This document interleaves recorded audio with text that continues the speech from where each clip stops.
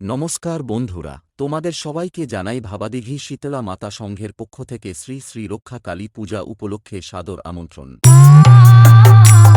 আমার সাধনা মিটিল, আশা না পুরিল, সকলে পুরায় যায় মা। আমার সাধনা মিটিল, আশা না পুরিল, সকলে পুরায় যায় মা।